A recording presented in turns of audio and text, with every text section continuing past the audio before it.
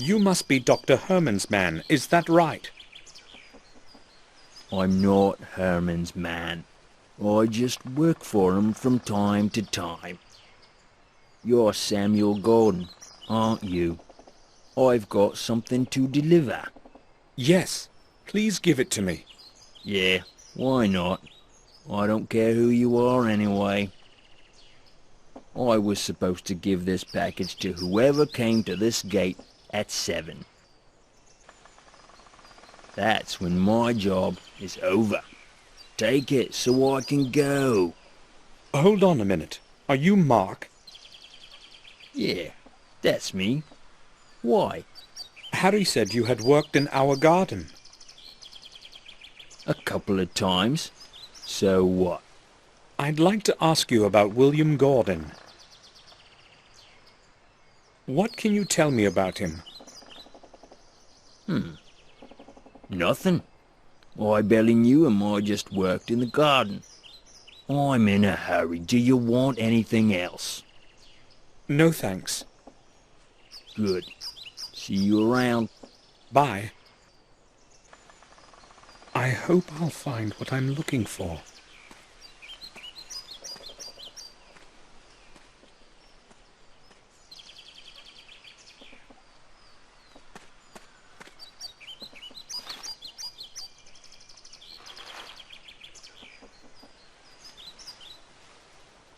There's only a watch and a few trinkets in it.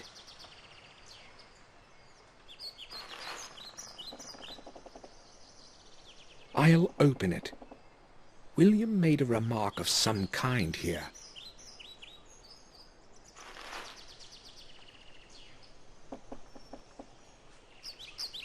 To my forgetful head. The path to the key begins in the library, on my work table, hidden away under the blue curtain of unwritten words.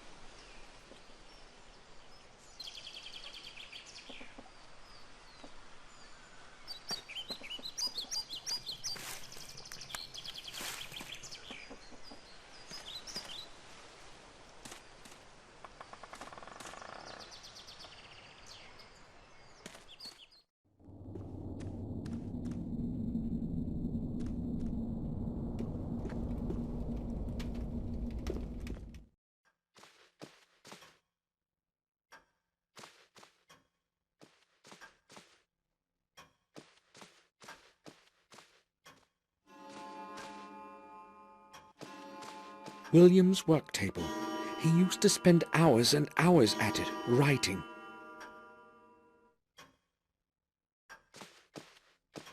There's a button under the inkwell.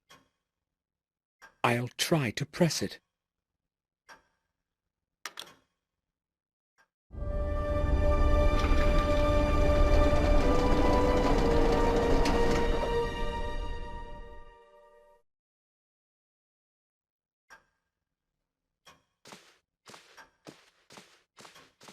There's a box of some sort.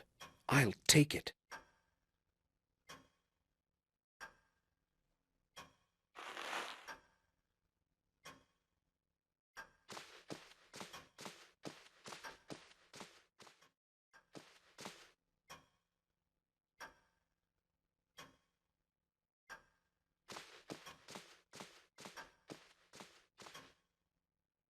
It seems like something's missing here.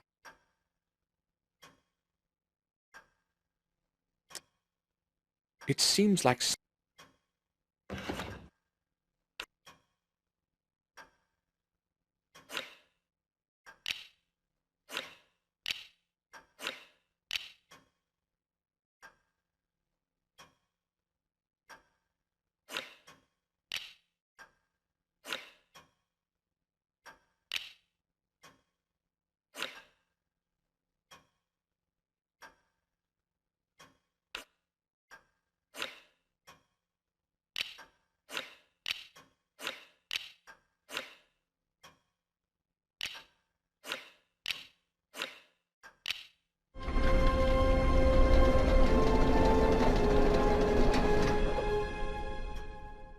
That's it! That must be William's key.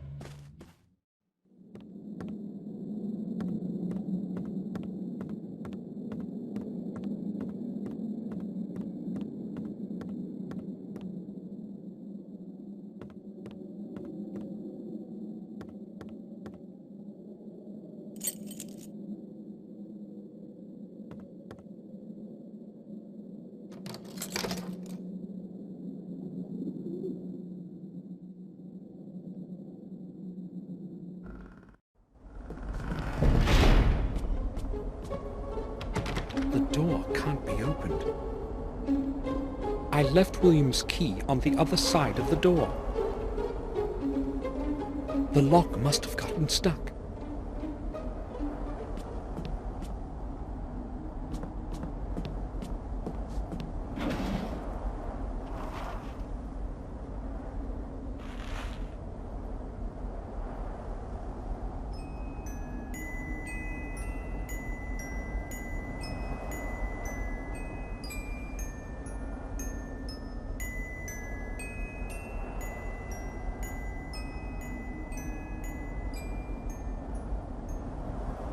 As though I've heard that melody somewhere before.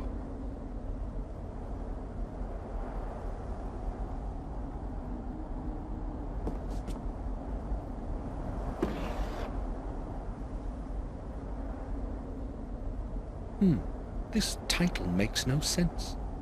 I'll have a closer look.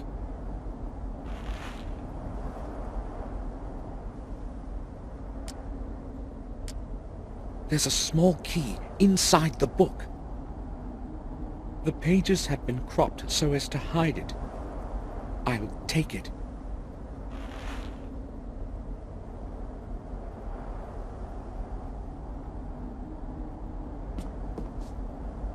A book has been glued to the bottom side of the drawer.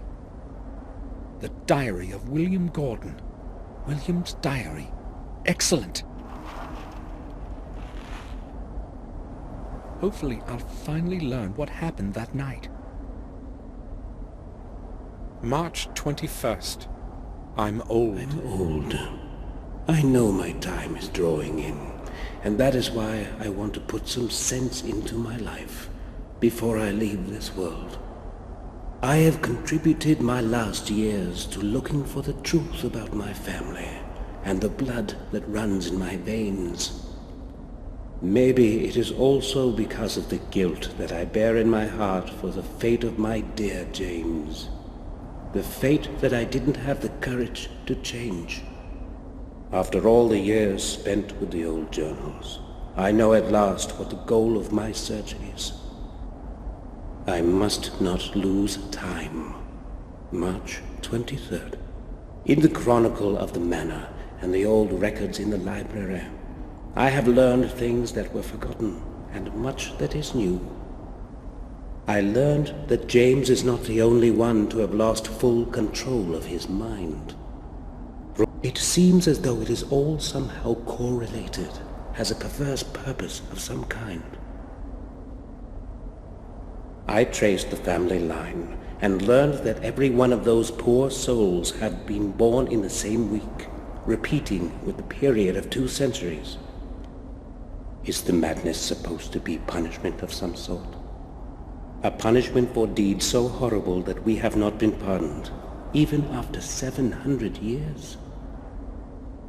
I am terrified by this idea. It follows me now, day and night. April 5th. I feel something is not right with me. I am weaker from day to day. My age has caught up with me at last.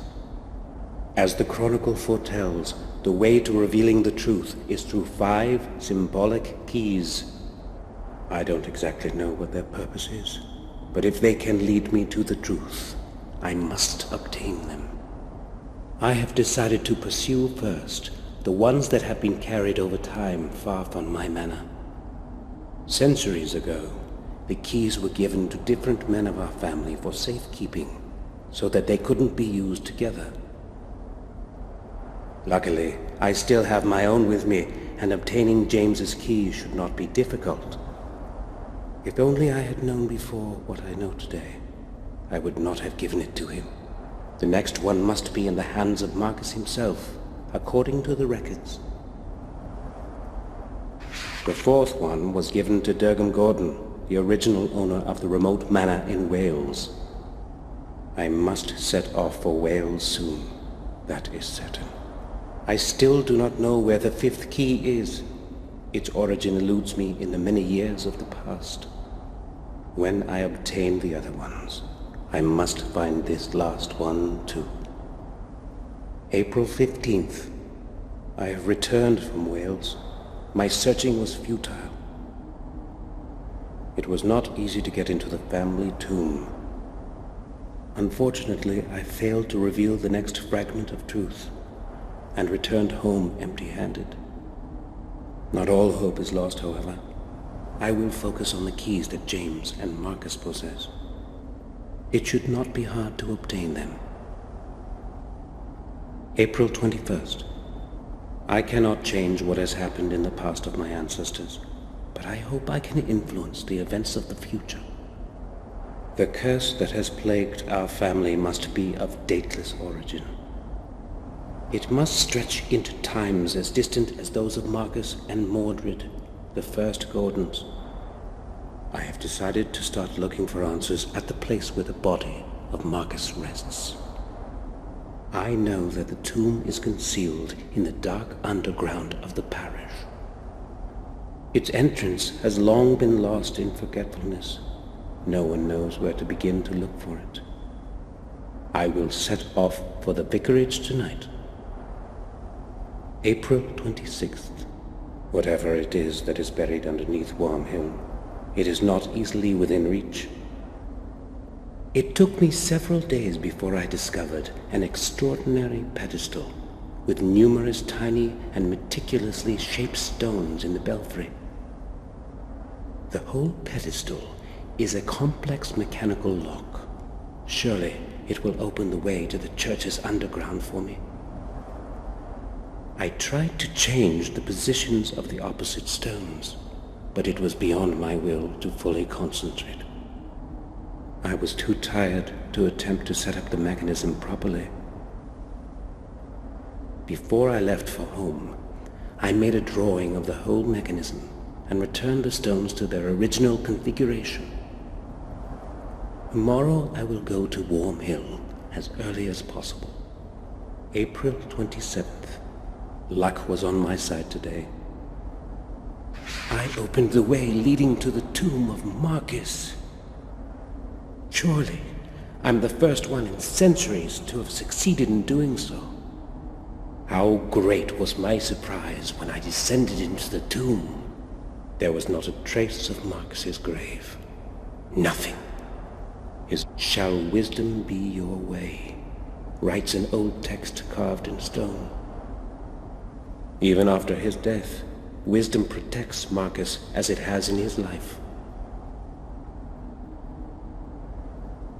I am almost positive that the first answer is map. I also found an extraordinary, in all probability, a ceremonial object in the shape of a perfect sphere. When I touched it, it was as though whole long centuries breathed on me. An odd feeling. May 7th. I am afraid of this night. I have not slept for 2 days now, and I hear voices.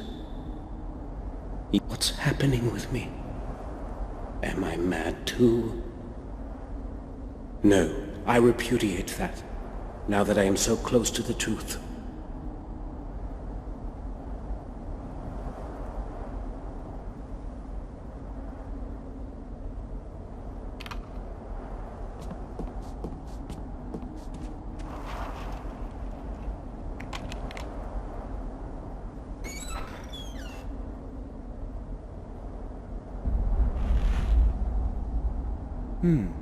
It's cold to the touch.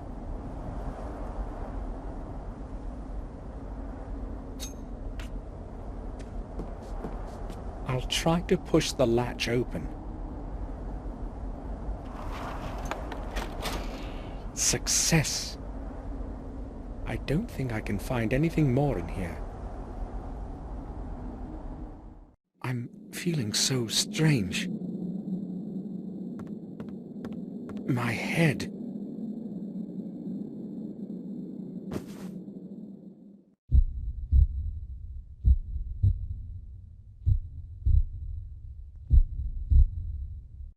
Sir, you're awake at last. We were starting to worry that something might have happened to you. What happened to you, Samuel? I don't know. All of a sudden, my head started to ache vigorously. I cannot remember anything after that. How did I make it to my room? Bates found you lying unconscious in the attic. Yes, I was going to tidy up there when I saw you lying on the floor. I hurried to get Sir Robert, and then we carried you to your bed so that you could have a rest. I told you, Samuel, that you should take a rest after such a long journey. Perhaps you are right. I have no idea what happened. I vaguely remember having a strange dream, but I cannot figure out what it means. Important thing is that you're all right. Yes, that's true. It would be best for you to sleep for a while. This time, I will follow your advice, Robert. Good. We shall leave you alone then. If it gets worse, come see me. Thank you. Hopefully I will be all right now. Come, Bates. We shall leave Samuel to his rest. Yes, sir. Robert is right. I should take a rest. Tomorrow, I'll find out more than today.